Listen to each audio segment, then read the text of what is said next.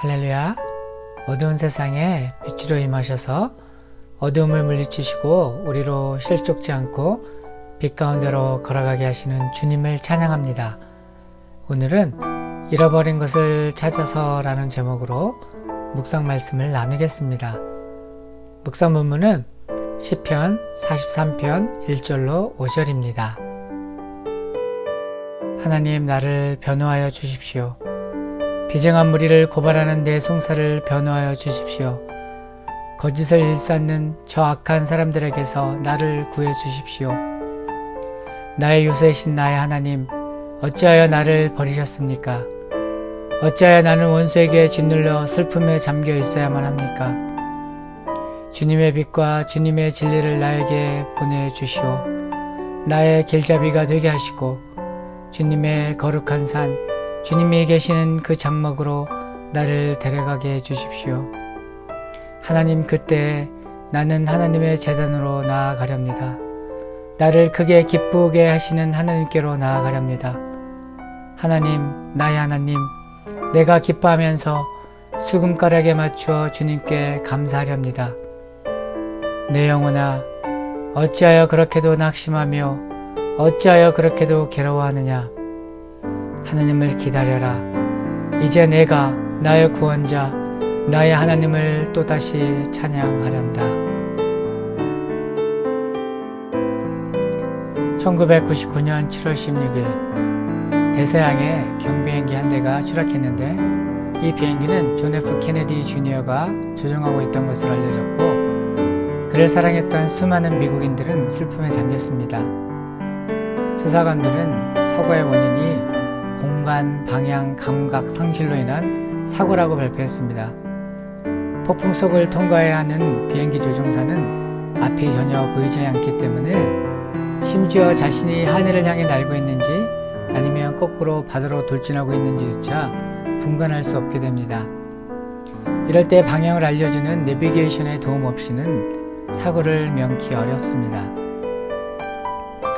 시편 43편의 저자인 다윗도 그를 둘러싸 옥죄고 있는 악과 불이 압도되었고 그만 길을 잃어버렸습니다. 다윗은 거짓되고 악한 정적들에 의해 위협받고 내쫓기어 가족과 친구 그리고 그동안 이루어 놓았던 모든 것을 뒤로한 채 먼 광야 동굴에 숨어 지내며 목숨을 구걸하는 유랑자 신세가 된 것입니다. 그는 하루하루가 불투명하고 끝날 것 같지 않은 절망과 어둠의 긴 터널에 주저앉아 낙심하며 심각한 우울증을 앓고 있었습니다. 일반적으로 사람은 자기 스스로에게 말을 걸지 않습니다. 그런데 5절에 보면 다윗은 스스로에게 말을 하고 있습니다. 내 영혼아, 어찌하여 그렇게도 낙심하며 어찌하여 그렇게도 괴로워하느냐? 그 누구보다 용맹스럽고 활기찼던 다윗이 이토록 절망한 것은 그가 하나님께 버림받았다고 느꼈기 때문이었습니다. 2절에서 그는 나의 요새이신 나의 하나님, 어찌하여 나를 버리셨습니까? 어찌하여 나는 원수에게 짓눌려 슬픔에 잠겨 있어야만 합니까? 라고 말하며 신음합니다. 히브리서 13장 5절 말씀처럼 하나님은 그의 자녀를 떠나거나 홀로 버려두지 않으십니다. 비천하게 낮아지고 환난 중에 있다 하여 하나님께 완전히 내쳐져 버린 것이 아님을 기억해야 하는데 다윗은 환난으로 인한 고통이 너무나 컸던 탓인지 그만 하나님이 언제나 그와 함께 하신다는 사실을 잊은 것처럼 보입니다. 여러분이 다윗과 같은 상황에 처해 있다면 무엇이 제일 그립고 생각났을까요? 아내와 자녀들이었을까요? 아니면 그의 양떼였을까요? 아니면 한때 많은 사람들에게 칭송받으며 속칭 잘나가던 시절과 그때 왕궁에서 함께했던 친구들이 생각났을까요? 제가 대학 3학년과 4학년 때 한창 더운 7월과 8월에 성남에 있는 문무대에 들어가 ROTC 여름 병영 훈련을 받을 때가 기억납니다. 거의 탈진 지경에서 가장 그립고 생각났던 것은 가족도 아니고 친구도 아니고 시원한 얼음물이었습니다. 타는 듯한 여름날 지쳐있는 사람에게 시원한 냉수보다 좋은 곳이 있을까요? 인생의 끝자락에서 모든 것을 포기하기 일보 직전이었던 다윗에게는 한여름의 냉수와 같이 그가 간절히 원했던 것이 있었는데 그것이 무엇인지 3절과 4절에 나옵니다. 주님의 빛과 주님의 진리를 나에게 보내주시어 나의 길잡이가 되게 하시고 주님의 거룩한 산, 주님이 계시는 그 장막으로 나를 데려가게 해 주십시오. 하나님, 그때 나는 하나님의 제단으로 나아가렵니다. 나를 크게 기쁘시게 하시는 하나님께로 나아가렵니다.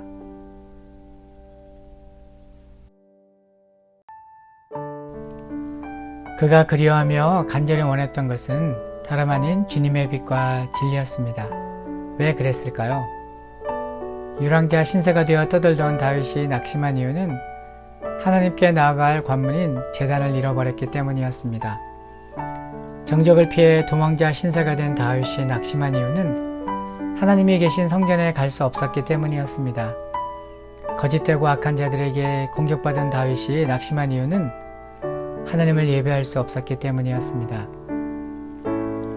다윗은 하나님과 멀리 떨어져 하나님에 대한 예배가 막히자 어두운 절망 가운데 있게 되었습니다. 그리고 마치 하나님이 그를 대적하여 치시는 것처럼 느꼈습니다. 그에게 문제는 어둠이었고 이에 대한 해답은 빛이었습니다. 다윗의 기도를 이해하기 위해 성경이 말하고 있는 빛이 무엇인지 살펴볼 필요가 있습니다. 하나님이 태초에 하늘과 땅을 창조하실 때 땅은 어두웠는데 하나님이 빛이 있으라 하심에 빛이 있었고 이후로 어두움은 빛으로부터 멀리 달아났습니다. 그리고 10가지 재앙으로 이집트를 심판하실 때에 3일간 온 지면에 칠흑 같은 어두움이 덮여 공포에 떨며 신음했지만 하나님의 백성들이 사는 지역에는 빛이 있었습니다. 하나님의 권능은 이스라엘 백성들이 출애굽한 이후에도 계속되었는데 약속의 땅으로 가는 도중 광야를 지날 때 밤이면 불기둥으로 빛을 비추어 주셔서 그들의 발걸음을 인도하셨습니다. 그리고 모세를 통해 하나님이 그들 중에 거하시는 장소인 성막을 짓고 그 안에 필요한 성구들을 비치하게 하셨는데 그것들 중 금촛대를 성소에 두게 하셨습니다. 성막은 천과 가죽으로 여러 겹 덮여 있어서 안은 캄캄해 아무것도 보이지 않았는데 금촛대에 불을 밝혀 그 빛으로 제사장이 자신의 직분을 수행할 수 있었고 특별히 하나님의 은혜의 보좌가 있는 지성소로 나아가 백성들의 죄를 속죄하는 일을 진행할 수 있었습니다. 그리고 이러한 등장불을 24시간 밝히기 위해 매일 아침 저녁으로 기름을 준비했습니다. 그러던 어느 날 금촛대의 불이 꺼지게 되었는데 유다 백성이 하나님의 경고와 훈계를 무시하고 불순종한 결과로 바빌론 제국의 공격을 받아 성전이 파괴된 것입니다. 이는 하나님이 그들을 떠났다는 것을 의미하는 사건이며 하나님의 부재와 함께 어두움으로부터 유다 백성들이 보호받지 못함을 상징적으로 보여준 사건입니다. 하나님 한 분만이 어두움을 물리치십니다. 아멘. 성전의 금촛대는 우리에게 요한일서 1장 5절 말씀을 기억나게 합니다. 하나님은 빛이시며 그에게는 어두움이 없습니다. 어두움의 재앙에서 빛으로 보호받기 위해서는 하나님의 임재 안에 있어야 함을 깨닫습니다. 또한 하나님의 아들 예수 그리스도가 빛과 진리의 하나님이심을 복음서가 증거합니다. 유대인의 3대 명절 중 하나인 초막절에는 순례자들이 예루살렘 성전 제단에 올라 하나님께 제사를 지냈고 일주일간 텐트를 치며 그 속에서 지냈습니다. 초막절은 광야 생활 40년간 이스라엘 백성들에게 하나님이 그들의 빛이 되어 갈 길을 인도하시고 모든 위협과 위험으로부터 그들을 보호하셨음을 기억나게 하였습니다. 예수님 당시에도 초막절을 지켰는데 초막절 행사 중 점등식이 있었습니다. 성전뜰에 4개의 큰 등을 설치해 해가 질 때 불을 밝혔는데 지상에서 75피트 높이의 10갤론의 기름을 채운 등을 설치하고 심지로는 대제사장이 대속죄일에 입었던 베옷을 사용하여 예루살렘 성 안에 있는 모든 가정들은 멀리서도 어두운 밤을 비추는 그 빛을 볼 수 있었다고 역사학자들은 기록하고 있습니다. 복음서에 따르면 초막절 점등식이 있던 그 다음날 주님은 당신이 세상의 빛이 되심을 사람들에게 알리셨고 이를 들은 바리새인들은 분개하였습니다. 왜냐하면 예수님이 말씀하시는 빛은 곧 하나님을 뜻하였기 때문이었습니다. 초막절 마지막 날 예수님이 말씀하시길 나는 세상의 빛이다. 나를 따르는 자는 어둠에 걷지 않고 생명의 빛을 소유하게 된다. 모든 더러운 것을 정화시키는 불이요 이스라엘의 빛이 되어 그들을 인도하시는 분 메시아가 예수님임을 공표하셨습니다. 그리고 그날 늦은 오후에 주님은 소경의 눈을 뜨게 하여 그의 삶에 빛을 주셨습니다. 그러시고는 내가 세상에 있는 동안 나는 세상의 빛이다 라고 다시 말씀하십니다. 모든 사람이 그 빛에 이끌려 광명한 하나님의 나라에 들어갈 은혜를 입게 된 것입니다. 하나님과 멀리 떨어져 있다고 느꼈던 다윗, 그래서 절명하며 낙심했던 다윗, 그가 그토록 회복하길 원했던 것은 하나님을 예비하는 것이었습니다.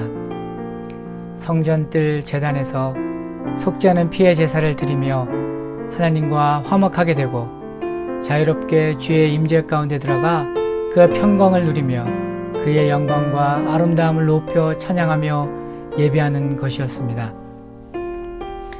다윗을 가장 크게 기쁘게 하는 것은 하나님이셨고 주님을 예배함으로 그의 생명은 솟아나게 되고 그의 인생은 무엇 하나 부족함 없이 완성됨을 그는 이미 맛보아 알고 있었습니다. 그래서 그는 하나님께로 가까이 인도하는 주님의 빛과 진리를 간절히 구했습니다. 주님의 빛과 진리는 한여름의 냉수처럼 우리 영혼을 시원케 하고 만족하게 합니다. 어두운 세상에서 빛 가운데로 걸어가는 것, 이것이 주님이 우리에게 주신 선물이며 은혜입니다. 우리의 소망이 되시고 우리를 완성하시는 주님께로 인도하는 진리의 말씀이 우리의 어둠을 밝히는 빛이 되기를 성령께 의탁합니다. 빛 대신 하나님을 잠시라도 잊고 있었다면 우리 주 예수 그리스도를 믿는 믿음 안에서 그 빛이 다시 회복되기를 기도합니다. 오늘 묵상 말씀을 적용하기를 원합니다. 살다 보면 악과 불의에 너무 압도되어서 그 어둠의 공포 속에 낙심하는 경우가 있습니다. 또한 암 진단, 사랑하는 사람의 죽음, 실직, 친구의 배신 등 인생의 예상치 못한 비극에 길을 잃고 혼란스러울 때도 있습니다. 이런 상황에 처하게 될 때 우리는 어떻게 해야 할까요? 길을 잃고 혼란스러울 때 하나님은 당신의 사랑으로 우리를 감싸 안으시고 위로하십니다. 또한 진리의 빛으로 임하사 어두움을 밝히시고 우리의 걸음을 인도하사 평안한 중에 우리를 향하신 그의 선한 목적을 이루시는 줄 믿습니다. 하나님과 멀리 떨어져 있다고 느낄 때 하나님 아버지를 찾아 잃어버린 예배가 회복되기를 소망합니다.